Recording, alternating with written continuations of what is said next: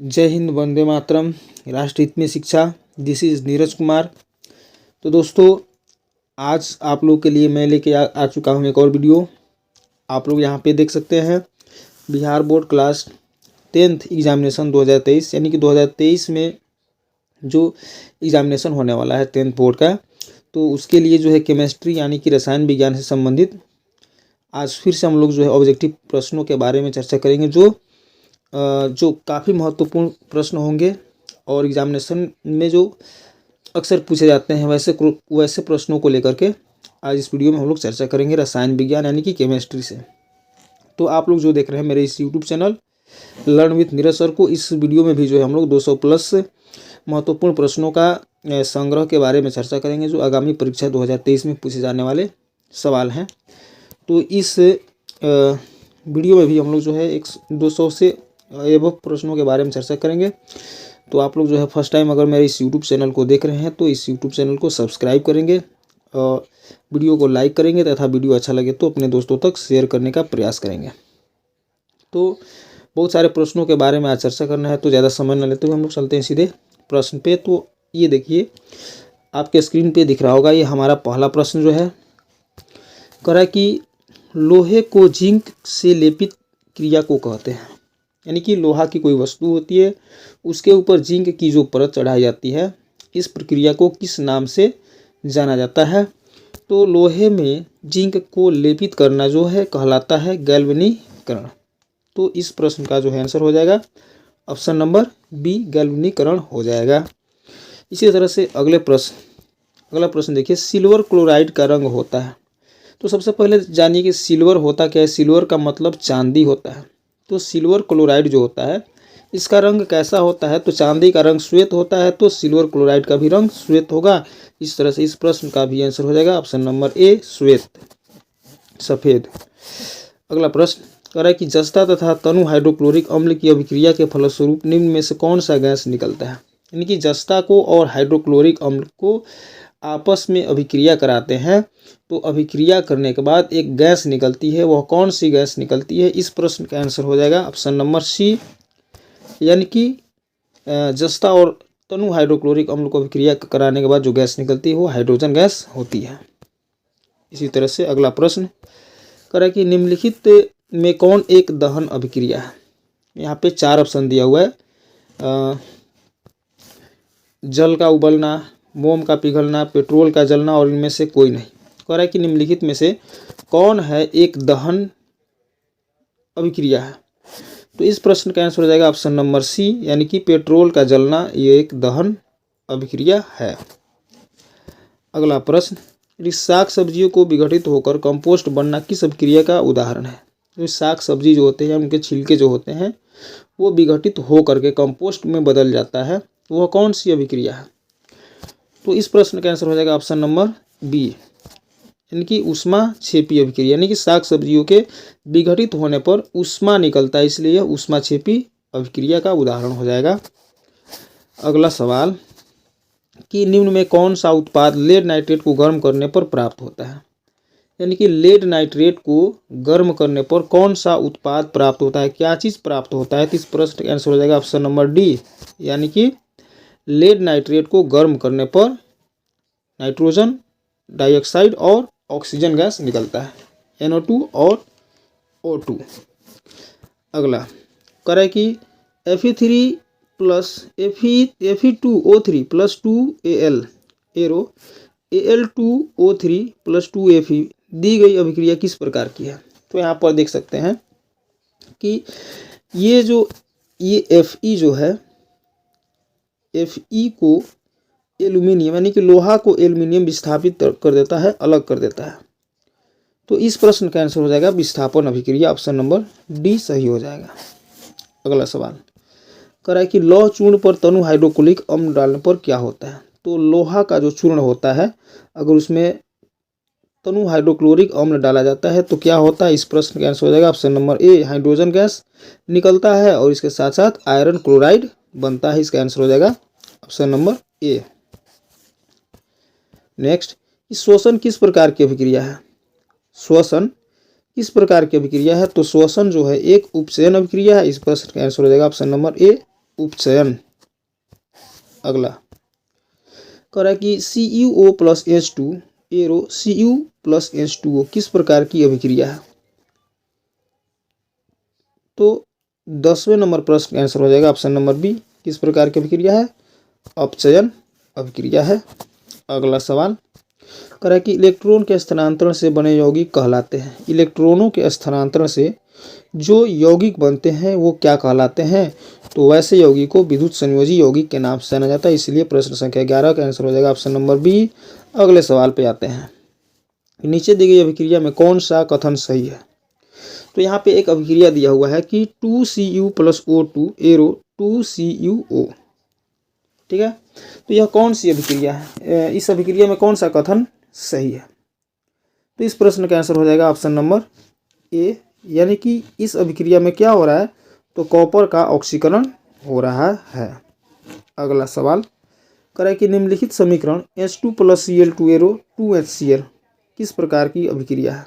तो यहाँ पर देख सकते हैं, यहाँ पे आपका एक है H2 और एक Cl2, यानी कि हाइड्रोजन और क्लोरीन को जब अभिक्रिया कराते हैं, यहाँ पे दो तत्व है, तो दोनों तत्व जो है मिलकर के हाइड्रोक्लोरिक अम्ल का निर्माण करते हैं, यानी कि एक पदार्थ का निर्माण करते हैं। तो यह कौन सा अभिक्रिया होगा, तो यह अभिक्रिया हो जाएगा संयोजन अभिक्रिया। तो इस प्रश्न का जो आंसर हो जाएगा ऑप्शन नंबर बी, संयोजन अभिक्रिया हो जाएगा। अगला सवाल कह रहा है कि निम्नलिखित में कौन द्विविस्थापन अभिक्रिया है। द्विविस्थापन अभिक्रिया में क्या होता है, तो यहाँ पे आयनों की अदला बदली होती है। यहाँ पे देख सकते हैं आप लोग कि AgNO3 प्लस NaCl, देखिए Ag जो है यहाँ पर Cl के साथ मिल जाएगा और Na जो है वो NO2 के साथ मिल जाएगा। तो इस प्रश्न का जो है आंसर हो जाएगा ऑप्शन नंबर सी हो जाएगा। ये सी जो है द्विविस्थापन अभिक्रिया का एक उदाहरण है।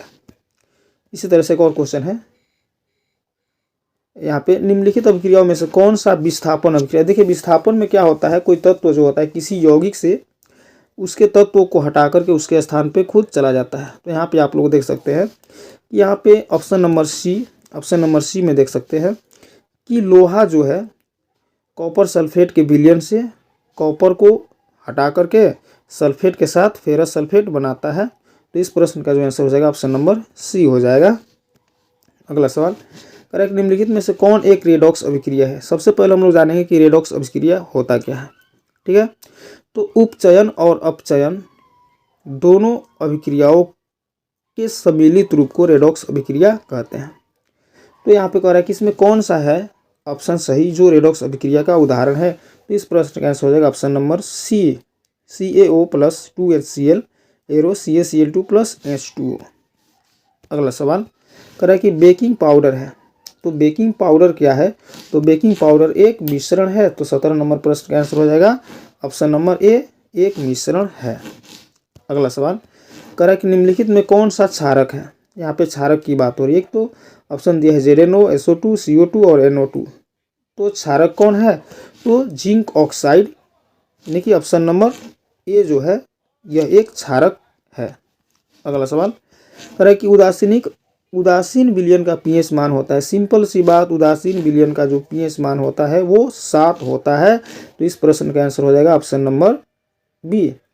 और अम्ल की बात की जाए तो 7 से कम और क्षार की बात की जाए तो 7 से अधिक, लेकिन उदासीन विलयन का pH मान कितना होता है, 7 होता है। ये VVI क्वेश्चन है। अगला सवाल कि जल में घुलनशील क्षारक कहलाते हैं, यानी कि वैसे क्षारक जो जल में घुलनशील है, जल के साथ घुल जाते हैं, उसको क्या कहते हैं। तो इसका आंसर हो जाएगा ऑप्शन नंबर सी, लवण कहलाता है। इसी तरह से अगले सवाल पे आते हैं, धातु के ऑक्साइड होते हैं, धातु के ऑक्साइड का गुण कैसा होता है। तो धातु के ऑक्साइड क्षारकीय होते हैं। इस तरह से इसका आंसर हो जाएगा ऑप्शन नंबर बी। अगला सवाल कह रहा है कि निम्नलिखित में कौन अम्ल है। यहाँ पे अम्ल की बात हो रही है। तो ये ऑप्शन नंबर ए, बी और सी कोई अम्ल नहीं है, बल्कि अम्ल कौन है, यहाँ पे HCl हाइड्रोजन क्लोराइड या फिर इसको हाइड्रोक्लोरिक अम्ल के नाम से जाना जाता है। इस प्रश्न का भी आंसर जो हो जाएगा ऑप्शन नंबर डी हो जाएगा। अगला सवाल, सिल्वर क्लोराइड का रंग होता है, सिल्वर क्लोराइड का रंग कैसा होता है। तो सिल्वर क्लोराइड का रंग अभी हम लोगों ने चर्चा किया था, इसका रंग जो होता है वो श्वेत होता है, सफ़ेद होता है। अगला क्वेश्चन, लेकिन इनमें कौन सबसे अधिक अम्लीय है। देखिए यहाँ पे पीएच मान दिया हुआ है, कह रहा है कि सबसे ज़्यादा अम्लीय कौन है, तो आप लोग देख सकते हैं ये अम्ल होगा, ऑप्शन नंबर बी अम्ल होगा, ऑप्शन नंबर सी क्षार होगा और ऑप्शन नंबर डी क्षार होगा। तो सबसे ज़्यादा अम्लीय कौन हो, तो सबसे ज़्यादा अम्लीय कौन होगा, ऑप्शन नंबर ए, यानी कि पीएच मान जिसका 1 हो। तो देखिए 1 का किसी भी पदार्थ का अगर पीएच मान 1 होता है तो सबसे ज़्यादा अम्लीय होता है, और पीएच मान 14 हो तो सबसे ज़्यादा क्षारकीय होता है।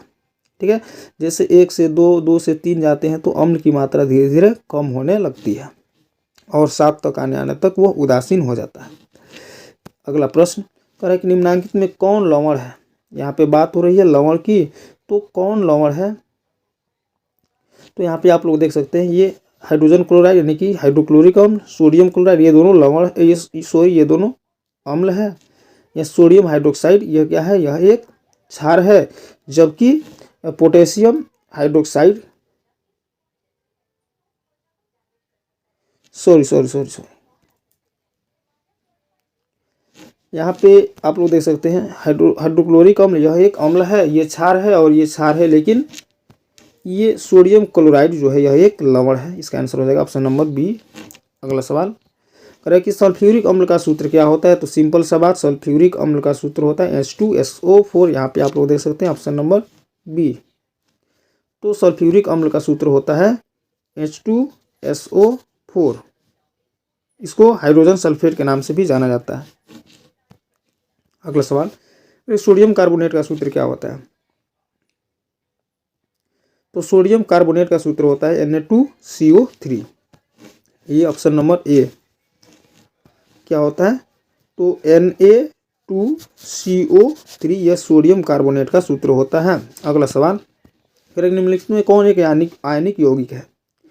निम्नलिखित में कौन एक आयनिक यौगिक है जो आयनों से मिलकर बना होता है, तो sodium chloride calcium chloride CaCl2 ये जो है आयनिक यौगिक है। इसका आंसर हो जाएगा ऑप्शन नंबर सी। अगला सवाल कह रहा है कि NaOH है यानी कि सोडियम हाइड्रोक्साइड है। सोडियम हाइड्रोक्साइड क्या है, तो सोडियम हाइड्रोक्साइड एक क्षार है, इसलिए इसका आंसर हो जाएगा ऑप्शन नंबर बी। अगला सवाल कह रहा है कि फेरस सल्फेट क्रिस्टल का रंग होता है। फेरस सल्फेट क्रिस्टल का रंग कैसा होता है, तो फेरस सल्फेट क्रिस्टल का रंग जो होता है वो हरा होता है। इसका आंसर हो जाएगा ऑप्शन नंबर बी। अगले सवाल पे आते हैं, कह रहा है कि जल का पीएच होता है, तो जल का पीएच मान कितना होता है, तो जल का पीएच मान 7 होता है। अर्थात हम कह सकते हैं कि जल जो होता है वो उदासीन होता है और उदासीन का पीएच मान 7 होता है। अगला सवाल कह रहा है कि 1 बिलियन नीले लिटमस पत्र को लाल कर देता है, तो बिलियन का पीएच मान निम्नलिखित में क्या होगा। देखिए कह रहा है कि नीले लिटमस पत्र को लाल कर देता है, तो जो नीले लिटमस पत्र को लाल कर देता है वो होता है अम्ल, और अम्ल का पीएच मान जो होता है 7 से कम होता है। तो 7 से कम यहाँ पे आप लोग देख सकते हैं 7 से कम यानी कि 6। तो इस प्रश्न का आंसर हो जाएगा ऑप्शन नंबर डी। अगले सवाल पे आते हैं, कह रहा है कि एक्वारेजिया मिश्रण में हाइड्रोक्लोरिक अम्ल और HNO3 का अनुपात कितना होता है, तो एक्वारेजिया का जो विलयन होता है उसमें हाइड्रोक्लोरिक अम्ल और HNO3 का जो अनुपात होता है वो होता है 1:3। इस प्रश्न का आंसर हो जाएगा ऑप्शन नंबर बी। अगले सवाल पे आते हैं, कह रहा है कि सोडियम कार्बोनेट के जलीय घोल में मिथाइल ऑरेंज का घोल मिलाने पर घोल का रंग परिवर्तित होकर कैसा हो जाता है। तो जब सोडियम कार्बोनेट के जलीय घोल में मिथाइल ऑरेंज का घोल मिलाया जाता है तो उसका रंग परिवर्तित हो करके हो जाता है हरा। इस प्रश्न का आंसर हो जाएगा ऑप्शन नंबर सी, हरा हो जाएगा। अगला प्रश्न कह रहा है कि निम्नलिखित में से पीएच का कौन सा मान क्षारक विलयन का मान देता है, तो क्षारक का 13 हो जाएगा इसका आंसर। देखिए हम लोग कह सकते हैं कि क्षारक का जो पीएच मान होता है वो 7 से अधिक 14 तक होता है, तो यहाँ पर 13 दिया, इसका आंसर हो जाएगा ऑप्शन नंबर डी। अगला सवाल, नीला थोथा यानी इसको तूतिया के नाम से भी जाना जाता है, तो नीला थोथा तूतिया का रासायनिक सूत्र क्या है।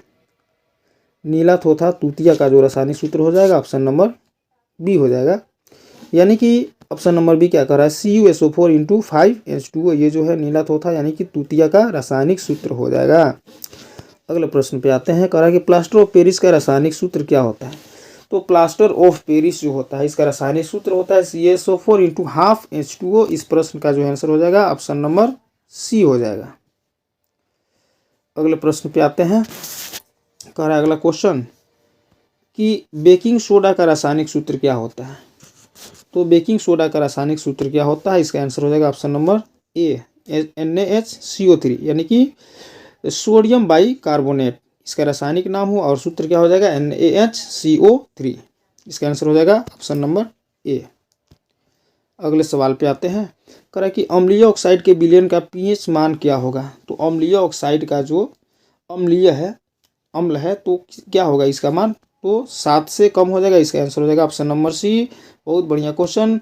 अगला क्वेश्चन पे आते हैं। उच्च वसीय अम्लों के सोडियम लवण कहलाते हैं। उच्च वसीय अम्लों के सोडियम लवण क्या कहलाते हैं। तो इस प्रश्न का आंसर हो जाएगा ऑप्शन नंबर ए साबुन कहलाता है। अगला सवाल कह रहा है कि अमोनियम क्लोराइड का जलीय विलयन होगा। अमोनियम क्लोराइड का जलीय विलयन कैसा होगा। तो इस प्रश्न का आंसर हो जाएगा ऑप्शन नंबर ए अम्लीय होगा। ठीक है। अगला सवाल कह रहा है कि संगमरमर का रासायनिक सूत्र क्या होता है। तो संगमरमर का जो है रासायनिक सूत्र होता है CaCO3 कैल्शियम कार्बोनेट। संगमरमर कहिए या इसको हम लोग खड़िया के नाम से भी जानते हैं। अगले सवाल कह रहा है कि निम्नलिखित में कौन विजातीय यौगिक है। विजातीय, देखिए आप लोग यहाँ पे देख सकते हैं, चूना पत्थर, खड़िया और संगमरमर तीनों का सूत्र होता है CaCO3। तीनों सेम होता है, लेकिन plaster of Paris CaSO4 into half H2O जो होता है यह विजातीय, ये तीनों में से अलग है। इसका आंसर हो जाएगा ऑप्शन नंबर डी। अगले सवाल पे आते हैं। कह रहा है कि हमारा शरीर का pH कितने परास के बीच कार्य करता है। तो हमारे शरीर का pH मान कितना होता है। तो इस प्रश्न का जो आंसर हो जाएगा ऑप्शन नंबर बी 7.0 से लेकर के 7.8 हमारा शरीर का pH मान होता है।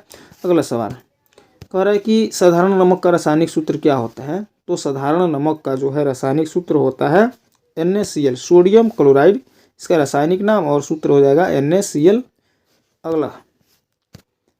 अगला सवाल कह रहा है कि विद्युत अपघटन में इलेक्ट्रॉन मुक्त होता है। जब विद्युत अपघटन होता है तो इलेक्ट्रॉन मुक्त होता है किस जगह पर।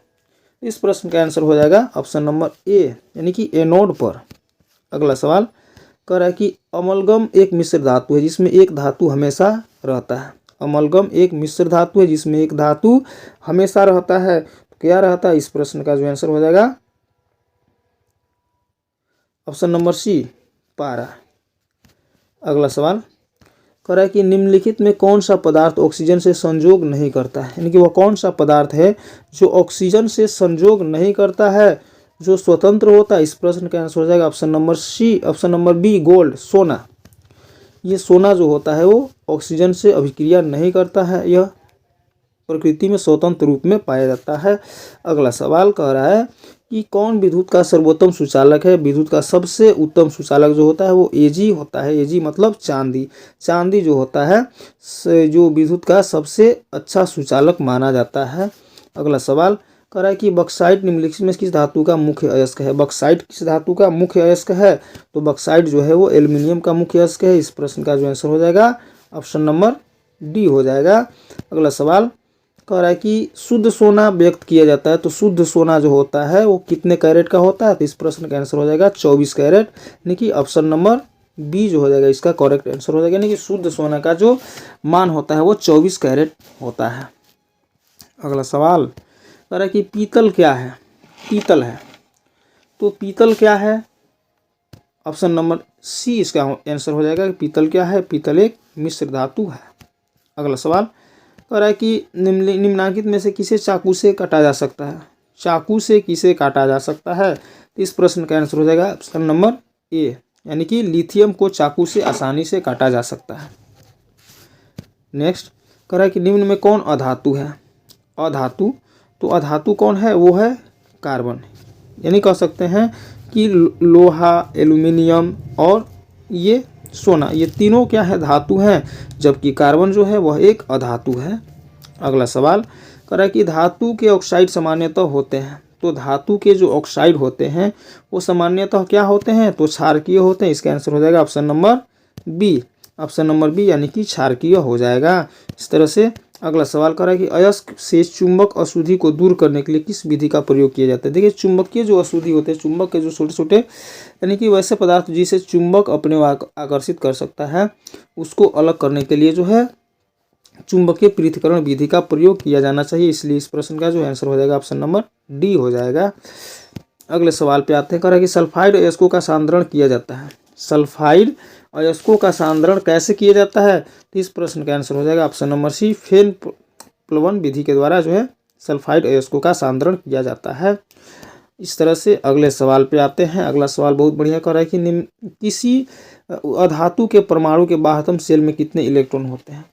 तो बात हो रही है अधातु की, तो अधातु के जो सबसे बाहरी शेल होती है, सबसे बारीक कक्षा जो होती है, उसमें कितने इलेक्ट्रॉन हो सकते हैं, तो इस प्रश्न का आंसर होता है option number D sorry C, यानी कि 4, 5, 6, 7 या 8 इलेक्ट्रॉन हो सकते हैं किसी धातु के सबसे बाहरी अधातु के सबसे बाहरी कक्षा में। अगर धातु की जब बात की जाए तो 1, 2, 3 या 4 इलेक्ट्रॉन बाहरी कक्षा में रह सकते हैं। अगला सवाल कह रहा है कि सोना निम्नलिखित में से किस द्रव में घुल जाता है। सोना जो है घुलने के लिए जो किस में मतलब कि घुल जाता है, इस प्रश्न का जो आंसर हो जाएगा ऑप्शन नंबर ए हो जाएगा, अम्लराज, जिसको हम लोग एक्वारिजिया कहते हैं, यानी कि एक्वारिजिया के विलयन में जो है सोना घुल सकता है। अगला सवाल कह रहा है कि कौन अधातु कमरे के ताप पर द्रव अवस्था में होता है। यहाँ पे अधातु की बात हो रही है, तो वह कौन सी अधातु है जो कमरे के ताप में जो है द्रव अवस्था में पाया जाता है, तो इस प्रश्न का जो आंसर हो जाएगा ऑप्शन नंबर ए हो जाएगा, ब्रोमीन। ब्रोमीन एक ऐसी अधातु है जो कमरे के ताप में द्रव अवस्था में होता है। अगर धातु की बात की जाती है तो धातु की जब भी बात की जाएगी तो हो जाएगा हमारा आंसर बी, लेकिन अधातु में ये ब्रोमीन हो जाएगा। अगला सवाल कह रहा है कि सीसा और टीना के मिश्र धातु को कहते हैं, यानी सीसा और टीना को जब आपस में मिलाया जाता है तो जो मिश्र धातु बनता है उसको क्या कहा जाता है, तो इस प्रश्न का जो आंसर हो जाएगा ऑप्शन नंबर ए, सोल्डर कहा जाता है। ऑप्शन नंबर ए जो हो जाएगा सही आंसर हो जाएगा। अगला प्रश्न कह रहा है कि निम्नलिखित में से कौन अधिक अभिक्रियाशील है। यहाँ पे 4 ऑप्शन दिया हुआ है, CU, AG, HG और AU। सबसे अधिक अभिक्रियाशील कौन है, तो इस प्रश्न का जो आंसर हो जाएगा ऑप्शन नंबर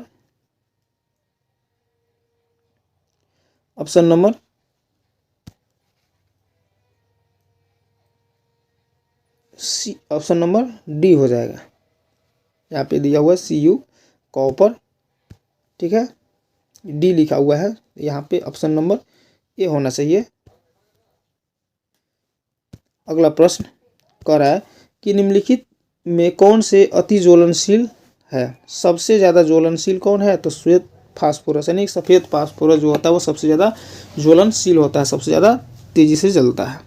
अगला सवाल कह रहा है कि 1 ग्राम सोने को कितना लंबा तार बनाया जा सकता है। देखिए सोना जो है एक ऐसा धातु होता है जो सबसे ज़्यादा तन्य धातु माना जाता है, तो अगर 1 ग्राम सोना से अगर लंबा तार बनाया जाना है तो कितना लंबा तार बनाया जा सकता है, इसका आंसर हो जाएगा ऑप्शन नंबर बी, यानी कि 2 किलोमीटर लंबा तार बनाया जा सकता है 1 ग्राम सोना से। अगला सवाल पे आते हैं, कह रहा है कि कमरे के ताप पर मरकरी धातु किस अवस्था में पाई जाती है। मरकरी को हम लोग पारा भी कहते हैं, तो कमरे के ताप पर मरकरी जो होता है, पारा जो होता है वो द्रव अवस्था में पाया जाता है, तो इस प्रश्न का जो आंसर हो जाएगा ऑप्शन नंबर बी। अगले सवाल पे आते हैं, कह रहा है कि व्यावसायिक स्तर पर एल्यूमिनियम धातु का निष्कर्षण किस अयस्क से किया जाता है। एल्यूमिनियम जो धातु है उसका निष्कर्षण किस अयस्क से किया जाता है, तो इस प्रश्न का जो आंसर हो जाएगा ऑप्शन नंबर बी हो जाएगा, बॉक्साइट। अगला सवाल कह रहा है कि किसी तत्व के गुणधर्म का 2 या 2 से अधिक भिन्न रूपों में प्रस्तुतिकरण तत्व की क्या कहलाती है, तो इस प्रश्न का जो है आंसर हो जाएगा ऑप्शन नंबर ए हो जाएगा, अपरूपता। जैसे कि कार्बन के 3 अपरूप होते हैं, हीरा, ग्रेफाइट और फ्लोरीन। इस तरह से अगले प्रश्न पे आते हैं, कह रहे धातु की प्रकृति होती है, तो धातुओं की प्रकृति कैसी होती है, तो धातु जो होते हैं इलेक्ट्रॉन का त्याग करते हैं, इसलिए धातुओं की प्रकृति विद्युत धनात्मक होती है, और जो इलेक्ट्रॉन को ग्रहण करते हैं वो उसकी जो प्रकृति होती है वो विद्युत ऋणात्मक होती है, तो इस प्रश्न का जो आंसर हो जाएगा ऑप्शन नंबर ए हो जाएगा। अगला सवाल कह रहा है कि लोहा और इस्पात को जंग लगने से सुरक्षित रखने के लिए किस धातु की परत चढ़ाई जाती है, तो लोहा और इस्पात के जो वस्तुएं होते हैं उसको सुरक्षित रखने के लिए उस पर जो है जिंक का लेपन किया जाता है, जिसको गैल्वेनीकरण के नाम से भी जाना जाता है, तो इस प्रश्न का जो आंसर हो जाएगा ऑप्शन नंबर डी हो जाएगा। अगले सवाल पे आते हैं। कह रहा है कि किस रासायनिक यौगिक को गर्म करने पर प्लास्टर ऑफ पेरिस प्राप्त होता है। प्लास्टर ऑफ पेरिस इसको जिसका सूत्र होता है CaSO4 इंटू हाफ H2O, जो होता है जिप्सम को गर्म करने पर प्लास्टर ऑफ पेरिस प्राप्त होता है। तो इस प्रश्न का जो आंसर हो जाएगा ऑप्शन नंबर बी। अगले सवाल पे आते हैं। कह रहा है कि अपने शुद्ध रूप में धातु की सतह होती है। अपने शुद्ध रूप में धातु की सतह कैसी होती है, तो चमकदार होती है, यानी कि धातु में एक विशेष प्रकार की चमक होती है, इसलिए इस प्रश्न का आंसर हो जाएगा ऑप्शन नंबर ए, चमकदार। अगला प्रश्न कह रहा है कि धातु का पतले तार के रूप में खींचने की क्षमता को क्या कहते हैं। धातुओं को जब हम पतले तार के रूप में लंबा करते हैं तो उसको तन्यता कहा जाता है। तो इस प्रश्न का जो आंसर हो जाएगा ऑप्शन नंबर बी हो जाएगा। अगला सवाल कह रहा है कि कुछ धातुओं को पीट कर पतली चादर बनाया जा सकता है, इस गुणधर्म को क्या कहते हैं। किसी धातु को पीट करके पतली चादर बनाया जाना गुणधर्म कहलाता है आघात वर्ध्यता। इसका आंसर हो जाएगा ऑप्शन नंबर बी। अगला सवाल कह रहा है कि जो धातुएं कठोर सतह से टकराने पर आवाज़ उत्पन्न करती है उन्हें क्या कहते हैं। धातुओं में विशेष प्रकार की चमक होती है, तन्य होते हैं, और इसमें इसको जब पीटा जाता है तो ध्वनि उत्पन्न होती है, यानी कि ध्वनिक उत्पन्न होता है, इसको सोनोरस कहते हैं। इसका आंसर हो जाएगा ऑप्शन नंबर बी। अगले सवाल पे आते हैं। कह रहा है कि सबसे अधिक तन्य धातु कौन है। सबसे अधिक तन्य धातु कौन है, तो वो सोना है, यानी कि 1 ग्राम सोना से लगभग 2 किलोमीटर दूरी का तार खींचा जा सकता है। फिर देखिए इनमें से कौन अधातु होते हुए भी चमकीला होता है, यानी कि अधातु होने के बावजूद भी वह कैसा होता है, तो वह चमकीला होता है। तो इस प्रश्न का आंसर हो जाएगा ऑप्शन नंबर सी। अधातु चमकीला नहीं होते, लेकिन आयोडीन जो है एक्सेप्शन में आता है, जो चमकीला होता है। अगला सवाल, सबसे कठोर प्राकृतिक पदार्थ कौन सा है, यानी कि हमारे प्रकृति में पाया जाने वाला सबसे कठोर पदार्थ कौन है। इस प्रश्न का सिंपल सा आंसर हो जाएगा हीरा। हीरा जो है हमारी इस सृष्टि में, हमारी इस पृथ्वी में पाया जाने वाला सबसे कठोरतम पदार्थ माना जाता है। अगला सवाल कह रहा है कि एल्यूमिनियम पर मोटी ऑक्साइड की परत बनाने की क्रिया को क्या कहते हैं। एल्यूमिनियम पर जो है मोटी परत बनाने की प्रक्रिया क्या कहलाती है, एनोडीकरण कहलाती है। इसका आंसर हो जाएगा ऑप्शन नंबर ए। नेक्स्ट कह रहा है कि एथेन का आणविक सूत्र C2H6 है, इसमें कितने सहसंयोजक आबंध है। तो यहाँ पे आप लोग देख सकते हैं C2H6, यानी कि यहाँ पे 2 कार्बन है, उसके बाद ये कितने बंधन से जुड़ा होता है, तो आप लोग देख सकते हैं यहाँ पर 1 2 3 4 5 6 7, यानी कि कितने सहसंयोजक आबंध से जुड़े हुए होते हैं। तो इस प्रश्न का जो आंसर हो जाएगा ऑप्शन नंबर बी हो जाएगा। अगला सवाल कह रहा है कि ब्यूटेनोन यौगिक है चतुर कार्बन जिसका प्रक्रियात्मक समूह है। ब्यूटेनोन, देखिए ब्यूटेनोन, पेंटेनोन, हेक्सेनोन जो भी होते हैं वो कीटोन ग्रुप के होते हैं। इस प्रश्न का जो आंसर हो जाएगा ऑप्शन नंबर सी, कीटोन हो जाएगा। अगला सवाल कह रहा है कि खाना बनाते समय यदि बर्तन की तली बाहर से काली हो रही है, इसका मतलब यह है कि जब हम भोजन बना रहे हैं तो जो बर्तन होती है, बर्तन के जो निचले हिस्से होते हैं वो काले होने लगते हैं, इसका अर्थ क्या है। तो इस प्रश्न का आंसर हो जाएगा ऑप्शन नंबर बी, यानी कि ईंधन पूरी तरह से नहीं जल रही है, जिसके चलते जो कार्बन है वो बर्तन की पेंदी पर चिपक जाता है, जिसके चलते वह काला दिखने लगता है। अगला सवाल कह रहा है कि सरलतम हाइड्रोकार्बन है। सरलतम हाइड्रोकार्बन है, तो सरलतम हाइड्रोकार्बन, सबसे सिंपल हाइड्रोकार्बन क्या होता है, वो होता है मीथेन। तो हम लोग को यहाँ पे ये भी जानना है कि हाइड्रोकार्बन क्या होता है।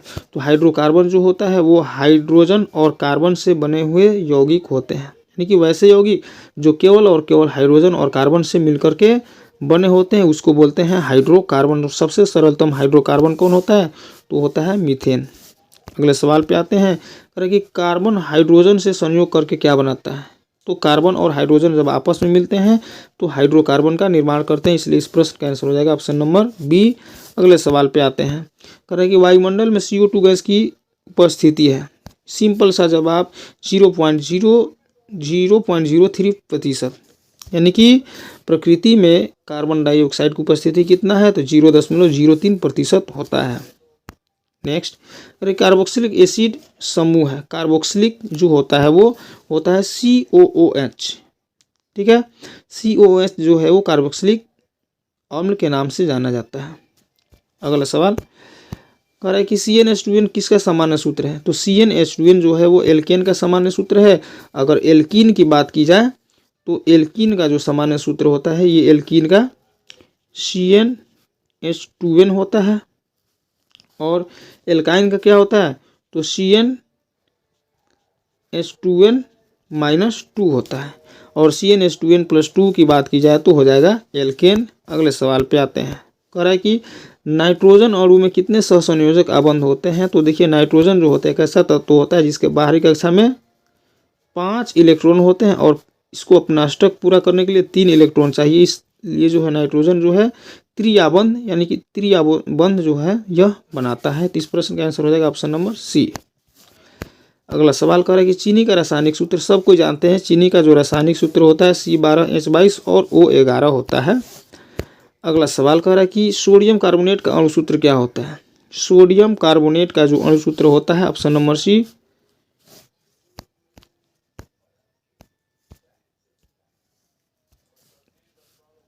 Na2CO3 होता है।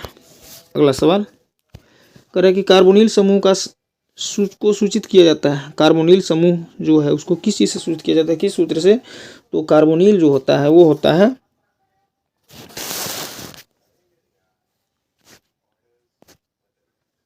CO से। कार्बोनिल को कीटोन के नाम से भी जाना जाता है, सिंगल बॉन्ड CO। अगला सवाल कह रहा है कि इथाइल अल्कोहल का रासायनिक सूत्र क्या होता है। इथाइल अल्कोहल को एथेनॉल के नाम से भी जाना जाता है। तो C2H5OH जो होता है ऑप्शन नंबर बी, C2H5OH जो होता है वो इथाइल अल्कोहल या फिर एथेनॉल का अणुसूत्र होता है। नेक्स्ट, निम्नलिखित में कौन सा एरोमेटिक हाइड्रोकार्बन है। तो एरोमेटिक हाइड्रोकार्बन होता है C6H6। ठीक है, C6H6 का जो नाम है उसका नाम क्या है। तो ये बेंजीन होता है। ठीक है। अगला सवाल कह रहा है कि निम्न में किस हाइड्रोकार्बन के 3 आबंध होते हैं।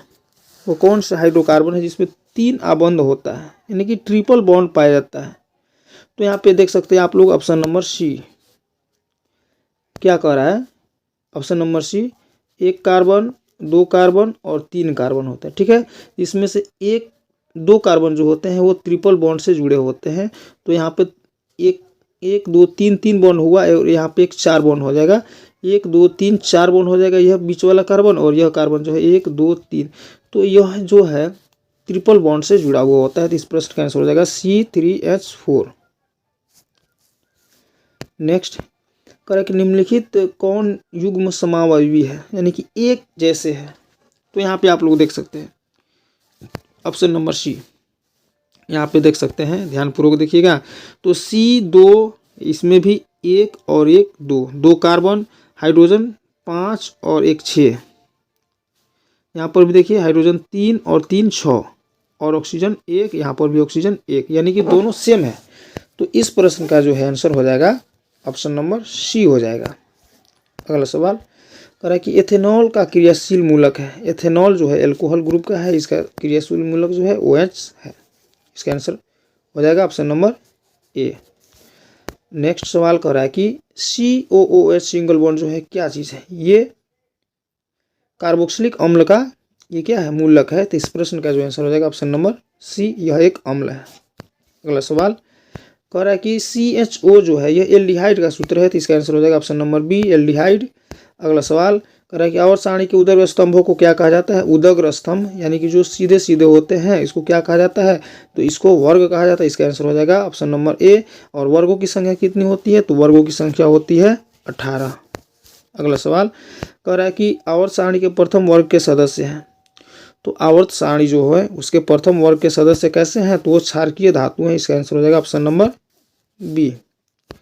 नेक्स्ट सवाल कह रहा है कि आवर्त सारणी में शून्य समूह का तत्व है। शून्य यानी कि निष्क्रिय गैस।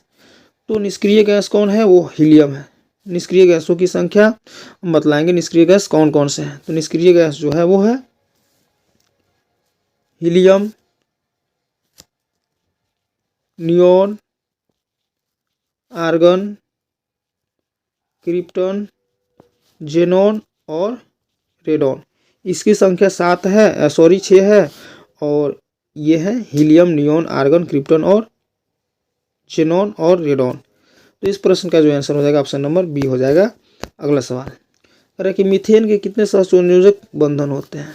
मीथेन में जो है कितने सहसंयोजक बंधन होते हैं। तो मीथेन में जो है 4 सहसंयोजक बंधन होते हैं। ऑप्शन नंबर बी कैसे देखते हैं। तो ये है मीथेन।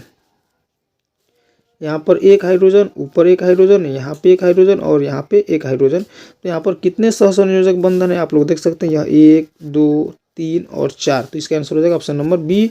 अगला सवाल कह रहा है कि आधुनिक आवर्त सारणी में तत्वों के वर्गीकरण का आधार कौन सा है। तो आधुनिक आवर्त सारणी जो है उसमें तत्वों का वर्गीकरण जो है वो परमाणु संख्या पर आधारित है। इस प्रश्न का आंसर हो जाएगा ऑप्शन नंबर डी।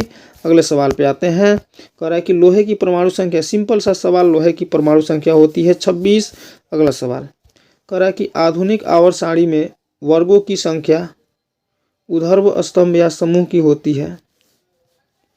देखिए वर्गों की संख्या कितनी होती है, अभी मैंने बतलाया था कि वर्गों की संख्या होती है 18 और आवर्तों की संख्या कितनी होती है, आवर्तों की संख्या होती है 7। अगला सवाल सेम कि ओजोन के एक अणु में ऑक्सीजन के कितने परमाणु होते हैं। तो ओजोन के एक अणु में ऑक्सीजन के 3 परमाणु होते हैं, यानी कि O3 को ओजोन कहा जाता है। अगला सवाल कह रहा है कि आवर्त सारणी में कितने आवर्त यानी कि 36 पंक्ति होती है। इसको मैंने बतलाया कि आवर्त सारणी में जो है आवर्तों की संख्या होती है 7।